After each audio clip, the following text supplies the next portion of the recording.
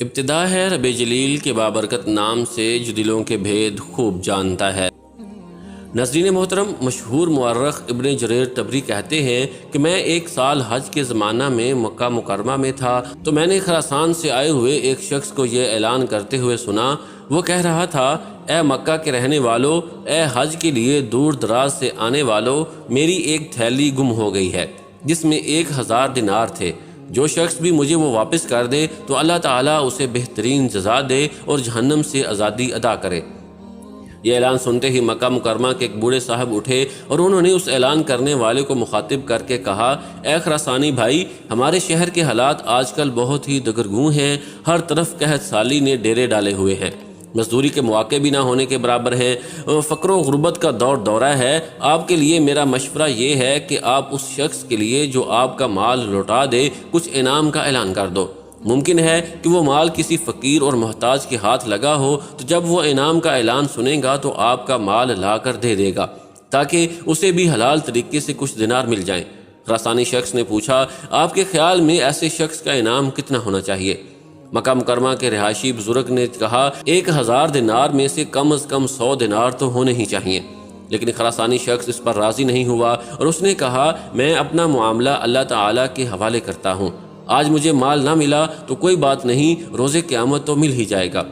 ابن جریر طبری کہتے ہیں کہ میں یہ سارا مکالمہ سن رہا تھا اور میں یہ سمجھ گیا کہ یہ مال کسی اور کو نہیں، اسی بابا جی کو ملا ہے، لیکن یہ بغیر کسی حلال انعام کے اسے واپس نہیں کرنا چاہتے۔ شاید یہ بہت محتاج اور فقیر ہے۔ میں نے اپنے شک کو یقین میں بدلنے کے لیے اور اصل صورتحال سمجھنے کے لیے اس کا پیچھا کیا کہ یہ کہاں جاتا ہے۔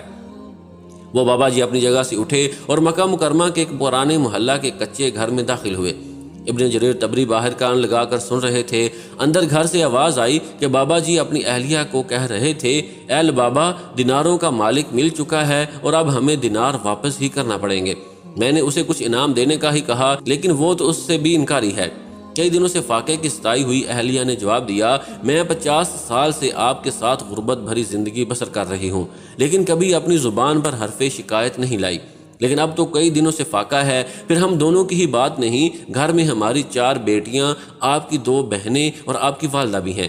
انہی کا کچھ خیال کر لو۔ یہ مال جیسا بھی ہے آج خرچ کر لو، کل کو ممکن ہے اللہ تعالیٰ تمہیں مال ڈال کر دے تو یہ قرض چکا دینا۔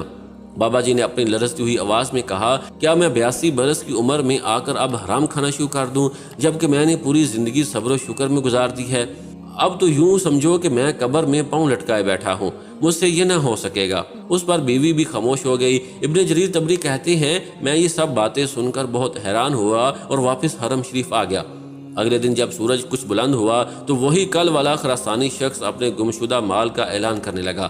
پھر وہی بابا جی کھڑے ہوئے اور انہوں نے کہا، اے خراسانی بھائی، میں نے کل بھی آپ کو ایک مفید مشورہ دیا تھا، اگر آپ 1000 دینار میں سے 100 دینار نہیں دے سکتے تو 10 دینار ہی دے دو، تاکہ اگر کسی غریب، فقیر، محتاج کو آپ کا مال ملا ہے تو اس کا بھی کچھ بھلا ہو جائے۔ ابن جریر طبری کہتے ہیں، کس طرح دوسرا دن بھی بیت گیا اور خراسانی شخص کو اس کا مال نہیں مل سکا۔ جب تیسرے دن کی صبح ہوئی تو پھر وہ آ کر اپنے گمشدہ مال کا اعلان کرنے لگا۔ اب پھر وہی بابا جی کھڑے ہوئے اور انہوں نے کہا، خراسانی بھائی، میں نے پرسوں آپ کو 100 دینار انعام کا اعلان کرنے کا مشورہ دیا، لیکن آپ نہیں مانے۔ کل 10 دینار کا مشورہ دیا، اس پر بھی آپ نے انکار کر دیا۔ چلو 1 دینار انعام کا ہی اعلان کر دو، ممکن ہے جس غریب کو مال ملا ہے اس کے گھر میں کئی دن سے فاقہ ہو تو وہ 1 دینار سے اپنے اہل و عیال کے لیے کچھ کھانے کا ہی انتظام کر لے گا۔ خراسانی شخص نے پھر بڑی ہی تنگ دلی کا مظاہرہ کرتے ہوئے کہا کہ میں 1 دینار بھی دینے کے لیے تیار نہیں ہوں۔ اپنا مال لوں گا تو پورا لوں گا، ورنہ روز قیامت ہی فیصلہ ہوگا۔ جب بابا جی نے یہ سنا تو ان کا پیمانہ صبر لبریز ہو گیا اور اس خراسانی شخص کا دامن اپنی طرف کھینچتے ہوئے کہا، میرے ساتھ آؤ کہ میں تمہارا مال واپس کر دوں۔ اللہ کی قسم، جب سے یہ مال مجھے ملا ہے میں ایک پل بھی سکون کی نیند نہیں سو سکا ہوں۔ ابن جریر طبری کہتے ہیں کہ میں چپکے سے ان کے پیچھے پیچھے چل دیا۔ بابا جی اپنے گھر میں داخل ہوئے، دینار لیے اور باہر نکل کر وہ سارے دینار اس خراسانی شخص کو دیتے ہوئے کہا، اللہ تعالیٰ مجھے معاف کر دے اور اپنے فضل سے ہمیں رزق عطا فرمائے۔ مجھے ان کے پیچھے گھر سے رونے اور سسکیوں کی آواز صاف سنائی دے رہی تھی کہ سب کئی دن فاقے سے تھے۔ اس خراسانی شخص نے تسلی سے اپنے دینار گنے اور روانہ ہو گیا۔ ابھی وہ تھوڑا ہی آگے گیا تھا کہ اچانک مڑا اور ان بابا جی کی کنیت سے انہیں مخاطب کر کے کہنے لگا، اے ابو غیاث، میرے والد کا انتقال ہوا تو انہوں نے اپنی میراث میں 3000 دینار چھوڑے تھے، اور وہ وصیت کی تھی کہ شرعی طریقے پر اس کا تیسرا حصہ یعنی 1000 دینار فقراء و مساکین پر صدقہ کر دیے جائیں، اور میں مکہ مکرمہ سے یہ مال اسی نیت سے لایا تھا کہ کسی فقیر اور محتاج کو دے کر اپنے لیے اور اپنے مرحوم والد کے لیے دعا کرواؤں گا۔ مجھے اس سفر میں آپ سے زیادہ سفید پوش کوئی نظر نہیں آیا، اس لیے یہ مال رکھ لو اور اپنی ضروریات میں خرچ کرو۔ یہ سن کر ابو غیاث کی آنکھوں سے تشکر بھرے آنسو رواں ہو گئے اور انہوں نے خراسانی شخص اور اس کے والد محترم کو خوب دعائیں دی۔ پھر جب وہ خراسانی شخص وہاں سے جانے لگا، میں بھی واپس ہونے کے لیے مڑا تو پیچھے انہی بابا جی ابو غیاث کی آواز سنائی دی، بیٹا رک جاؤ، میں پہلے دن سے دیکھ رہا ہوں کہ تم میرا پیچھا کر رہے ہو اور پورے معاملے سے باخبر ہو۔ میں نے اپنے شیخ احمد بن یونس یربوئی رحمۃ اللہ علیہ سے اور انہوں نے امام مالک رحمۃ اللہ علیہ سے اور امام مالک رحمۃ اللہ علیہ نے حضرت نافع رحمۃ اللہ علیہ سے سنا کہ حضرت عبداللہ بن عمر رضی اللہ تعالیٰ عنہ بتاتے تھے کہ جناب نبی کریم صلی اللہ علیہ وآلہ وسلم نے حضرت عمر اور حضرت علی رضی اللہ تعالیٰ عنہ کو فرمایا تھا کہ جب اللہ تعالیٰ تمہیں کوئی ہدیہ بغیر مانگے اور بغیر نفس کے انتظار کے دے تو اسے قبول کر لینا اور رد نہ کرنا۔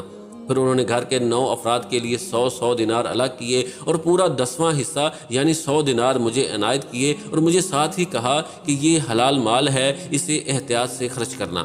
ابن جریر طبری کہتے ہیں، میں وہی 100 دینار 2 سال تک خرچ کرتا رہا اور خوب علم حاصل کیا۔ اللہ کریم ہم سب کو اپنے لطف و احسان سے اس کا یقین عطا فرمائے کہ جو رزق ہمارے نصیب میں لکھا ہے وہ ہمیں ضرور ملے گا، چاہے وہ کہیں بھی ہو، اور جو رزق ہمارے حصے کا نہیں ہے وہ ہمارے کام نہیں آئے گا، خواہ ہمارے ہاتھ میں ہی کیوں نہ ہو۔ بس رزق حلال کے اہتمام اور حرام روزی سے بچنے کی یہی کنجی ہے۔ باقی رزق حلال کے لیے محنت، مسنون دعاؤں اور مقبول وظائف بھی بندے کو اللہ تعالیٰ سے جوڑنے کے ذرائع اور بہانے ہیں۔